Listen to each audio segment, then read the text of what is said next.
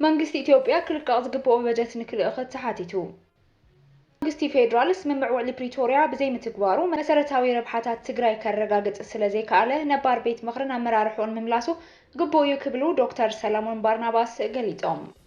ቅድሚ ሓደ ሰሙን ሲቪል ብዝተኸደኑ ሰባት ካብ ቤት ጽሕፈት ዝተወሰደ ኣካያዲ ስራሕ መጽሔት አዲስ ስታንዳርድ ኦንላይን ሚልዮን በየነ ኣብ አዲስ አበባ ሚስጥራዊ መዳጎኒ ከም ዘሎ ኣሕታሚት መጽሔት ሓቢሩ። ኣሜሪካ ምስ ኤርትራ ዘለዋ ዝምድና ንምምሕያሽ ስጉምቲ ከም ዝጀመረት ተገሊጹ ዝብሉን ካልኦትን ሒዝና ኣለና።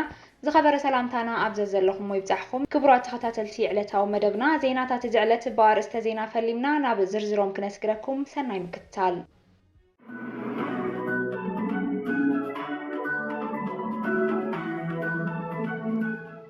ካብ ወርሒ ጥቅምቲ ክሳብ መጋቢት ክልቃቕ ካብ ዝነበረው በጀት ትግራይ እቲ 8.5 ቢልዮን ብር ክሳብ ሕዚ ከም ዘይተለቀቐ ቢሮ ፋይናንስን ምትሕብባር ሃብትን ትግራይ ኣፍሊጡ።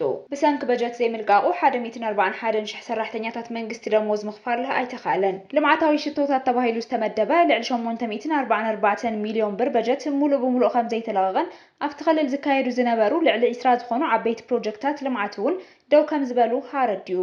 ቢሮ ፋይናንስን ምትሕብባር ሃብትን ትግራይ ንሚኒስትሪ ፋይናንስ ፌደራል ካብ ዝለኣኸው ደብዳቤ ክልቃቕ ዝነበረው ብቢልዮናት ዝግመት በጀት ብእዋኑ ብዘይምልቃቑ ኣብቲ ክልል ከቢድ ቅልውላው ፋይናንስ ተፈጢሩሎ ኢሉ።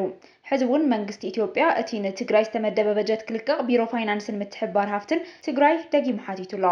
ካብ ወርሒ ጥቅምቲ ክሳብ መጋቢት ክልቃቕ ካብ ዝነበረው በጀት እቲ 8.5 ቢልዮን ብር ክሳብ ሕዚ ከም ዘይተለቀቐ ኣፍሊጡ። ኣብ 2018 ዓ.ም ንትግራይ ዝተመደበ በጀት 23.6 ቢልዮን ብር ኮይኑ ክሳብ ወርሒ መጋቢት ክልኣኽ ዝግብኦ በጀት 17.1 ቢልዮን ብር እዩ። ይኹን እምበር ክሳብ ሕዚ ዝተለኣኸ 8.5 ቢልዮን ብር ጥራሕ እዩ ኢሉ እቲ ቢሮ ኣብ ዝለኣኸ ደብዳቤ። ስለዝኾነ መንግስቲ ኢትዮጵያ ዘሎ ፀገም ተረዲኡ ክልቃቕ ዝግብኦ በጀት ንክልእኽ ሓቲቱሎ። መንግስቲ ፌደራል ስምምዕ ውዕሊ ፕሪቶሪያ ብዘይ ምትግባሩ መሰረታዊ ረብሓታት ትግራይ ከረጋግጽ ስለዘይከኣለ ነባር ቤት ምኽርን ኣመራርሑን ምምላሱ ግቡእ እዩ ኢሎም ዶክተር ሰለሞን ባርናባስ። ኣብ ምርጋጽ መሰረታዊ ረብሓታትን ሉዓላውነት ስልጣን ህዝብን ብዘይፈላላይ ክንረብብ ይግባእ ድማ ኢሎም ኣቦ ወንበር ውድብ ኣክሱማዊ ዋዕላ ዶክተር ሰለሞን ባርናባስ ኣብ እዋናዊ ዛዕባታት ተቲቦም ምስ ድምፂ ወያነ ትግራይ ኣብ ዘካየድዎ ቃለ መሕትት ኣብያተ ምኽሪ ዝትከአሉ መስርሕ ብመረፃ ጥራሕ እዩ ዝበሉ ዶክተር ሰለሞን ባርናባስ ብዘይ ኣግባብን ውድቀት ስትራቴጂክ ፖለቲካ መሪሕነትን ትግራይ ዘፍረሰ ነባር ቤት ምኽሪ ብሄራዊ ክልላዊ መንግስቲ ትግራይን ኣመራርሑን ምምላሱ ሓደ መዋጽኦ ትግራይ እዩ ኢለ ይኣምን ኢሎም። መዋጽኦ ትግራይ ኣብ ትግራይን ደቃን እዩ ዝምስረት ምእንተዚ ትግራይ ዓቕምታት ክትእክብ ይግባእ ዝበሉ እቶም ኣቦ ወንበር ድሕሪ ምጅማር ዕላዊ ስራሕ ነባር ቤት ምኽርን ኣመራርሑን ኣብ መሰረታዊ ረብሓታት ትግራይ ተጋሩን ይደራደሩን መዋጽኦ ዘንፍቱን ምሁራት ፖለቲካዊ ውድባት ሲቪክ ማሕበራትን ካልኦት ውዳበታትን ዘካተተ ፈጻሚ ኣካል ክህልዎ ይግባእ እውን ኢሎም ዶክተር ሰለሞን ባርናባስ። ስምምዕ ውዕሊ ፕሪቶሪያ ዓለም ለኸ ሰነድ እዩ ዝበሉ ዶክተር ሰለሞን ይኹን እምበር ብሰንኪ መንግስቲ ፌደራል እቲ ሰነድ ብዘይ ምትግባሩ ሉዓላዊ ግዝኣት ኣይተመለሰን፣ ህዝብና ከቢድ ሕሰም ይሕልፍ ኣሎ፣ ተፈናቐልትና ናብ መረበቶም ኣይተመለሱን፣ ህዝብና ኣብ ትሕቲ ጸላኢ ኮይኑ ይጸንት ኣሎ፣ ኮታስ ህዝቢ ትግራይ ከቢድ ሕሰም ይሕልፍ ኣሎ ምስ በሉ ሕዚ እውን መዋጽኦና ኣብ ባዕልና ምዃኑ ፈሊጥና ሓድነትና ብምብራኽ መሰረታዊ ረብሓታት ተጋሩ ክነረጋግጽ ይግባእ ኢሎም ዶክተር ሰለሞን ባርናባስ። ቤት ምኽሪ ሉዓላውነት ህዝቢ ዝረጋገጸሉ እዩ ዝበሉ ዶክተር ሰለሞን መሰረታዊ ረብሓታት ትግራይ ክረጋገጹ እወንታዊ ኣበርክቶ ስለዘለዎ ኣብዞም ክልተ ኣገደስቲ ዛዕባታት ከም ተጋሩ ክንረብብ ይግባእ ኢሎም ምስ ከማና ዝበሉ ሕቶ ህላወ ዘለዎም ህዝብታት ስትራቴጂያዊ ምሕዝነት ምፍጣር ከም ዘድሊ እውን ገሊጾም ኣቦ ወንበር ውድብ ኣክሱማዊ ዋዕላ ዶክተር ሰለሞን ባርናባስ። ትግራይ ሕዚ ገጢምዋ ዘሎ ፀገም ብሓደ ፖለቲካዊ ሓይሊ ዝፍታሕ ኣይኮነን፣ ስለዚ ካብዚ ዝተፈለየ ኣወዳድባ እዩ ዘድልያ ዝበሉ ወገናት ንዘልዕልዎ ሕቶ እንትምልሱ ድማ ንውድብ ኣክሱማዊ ዋዕላ ሓዊሱ ፖለቲካዊ ውድባት ኢና እምበር ናይ ህዝቢ ውክልና ይብልናን ፖለቲካዊ ውድባት ውክልና ህዝቢ ዝህልዎን ብህዝቢ እንትምረፃ ጥራሕ እዩ ኢሎም። ግን ድማ ኢሎም ዶክተር ሰለሞን ኣብ ጊዜያዊ ምምሕዳር ዝገጥሙና ጉድለታት ከየጋጥሙ ሕዚ እውን ኣብ ትሕቲ እቲ ነባር ቤት ምኽሪ ዝምስረት ካቢነ ቅንዕና ዝተመልኦ ትግራይ ዘስተግሩ መሰረታዊ ረብሓታት ዘረጋግጹ መራሕቲ ክህልውዋ ኣቓልቦ ይብካ ምስራሕ የድሊ ኢሎም። ቅድሚ ሓደ ሰሙን ሲቪል ብዝተኸደኑ ሰባት ካብ ቤት ጽሕፈቱ ዝተወሰደ ኣካያዲ ስራሕ መጽሔት አዲስ ስታንዳርድ ኦንላይን ሚልዮን በየነ ኣብ አዲስ አበባ ሚስጥራዊ መዳጎኒ ከም ዘሎ ኣሕታሚት መጽሔት ሓቢሩ። ዝሓለፈ ሰሙን ረቡዕ ካብ ዝእሰር ጀሚሩ ሃለዋቱ ዘይተፈልጠቲ ጋዜጠኛ ኣብ ትሕቲ ቀይዲ መንግስቲ ከም ዝጸንሐ ሓታሚ ኣዲስ ስታንዳርድ ጃከን ፐብሊሽ ኣረጋጊጹ። እቲ ሓታሚ ብረቡዕ ምሸት ኣብ ዘውጽኦ መግለጺ ኣባላት ስድርኡ መሳርሕቱን ኣማኸርቲ ሕግን እቲ ጋዜጠኛ ክሳብ ሕዚ ክረኽብዎ ከም ዘይከኣሉ ገሊጾም።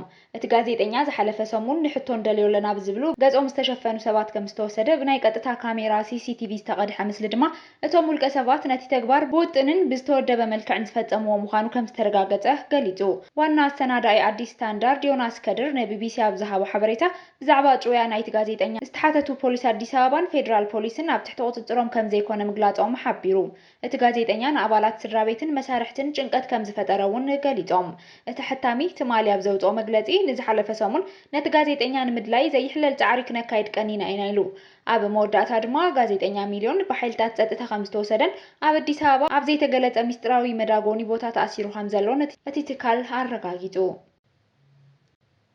ኣሜሪካ ምስ ኤርትራ ዘለዋ ዝምድና ንምምሕያሽ ስጉምቲ ከም ዝጀመረት ተገሊጹ። ምምሕዳር ፕሬዚደንት ትራምፕ ድማ ጽምዶ ክጠናኸር ዘለዎ ምዃኑ ኣፍሊጡሎ። ብመሰረተ ኣብ ወርልድ ስትሪት ጆርናል ዝወፀ ሓበሬታ ምምሕዳር ትራምፕ ምስታ ፖለቲካውን ጂኦግራፊካውን ኣቃውማ ኣብ ዞባ ቀይሕ ባሕሪ ዝያዳ ብልጫ ዘለዋ ኤርትራ ዝምድናታታ ምድልዳል ወሳኒ ምዃኑ ብምእማን ምምሕያሽ ርክባት ክልቲአን ሃገራት ይፍትኑ ከም ዘለው ተገሊጹ። ሓደ ላዕለዋይ በዓል መዚ ከም ዝሓበሮ እቲ መስርሕ ምትዕርራይ ዲፕሎማሲ ከም መበገሲ ኣብ ልዕሊ ኤርትራ ተነቢሩ ዝነበረ እገዳ ብምልዓል ክጅመር ምዃኑ ኣተንብዩ። ኣሜሪካ ምስ ምቅያር ጂኦፖለቲካዊ ኣቃውማን ምንቁልቋል ጽልዋን ኣብ ዞባ ቀርኒ ኣፍሪካን ቀይሕ ባሕርን ከምኡውን ምሕያል ጽልዋታት ቻይናን ሩስያን እዚ ናይ እቁዳት ወጥሪ ምስ ኤርትራ ዳግመ ግምት ክትገብረሉ ከም ዝተገደደት ዘጠራጥር የብሉን። እቲ ጸብጻብ ከም ዝነጸሮ እውን ዋሽንግተን ኣብ ዞባ ዕብለላ ምዕራባውያን ንምቕጻይ ዝቀላቀሉ ዘለዋ ሓያላት ብመቐናቕንታ ምብዳህ ዳግማይ ጸላዋይነታን ተወዳዳርነታን ንምምላስ ተካይዶ ዘላ ጻዕሪ ምዃኑ የመላኽት። ዝሓለፈ ወርሒ መስከረም 2026 ኣማኻሪ ፕሬዚደንት ዶናልድ ትራምፕ ኣብ ጉዳይ ኣፍሪካ መጽዕድ ጳውሎስ ጎናጎኒ ዋዕላ ውድብ ሕቡራት ሃገራት ምስ ጉዳያት ወጻኢ ኤርትራ ዑስማን ሳሊሕ ኣብ መንጎ ሃገሩ ምስ ኤርትራ ኣብ መዳህጉራዊ ንግዲ ጸጥታን ጸረ ሽበራን ማእኸል ዝገበረ ምይይጥን ምርዳእን ዝገብር ድሌታት ከም ዘለዋ ድሕሪ ምግላጽ እዚ ድማ ንዝምድና ኤርትራን ኣሜሪካን ናብ ዝሐሸ ምንባብን ዘተና ብምዕባል ሓበራዊ ንግዲ ከምኡውን ጸጥታዊ ሽርክነት ምምዕባል ክኸፍተለን ዘለዎ ተስፋ ገሊጹ ምንባሩ ይዝከር። ሓላፍ ሓይሊ ባሕሪ ኣሜሪካ ካብ ስልጣኑ ለቂቑ።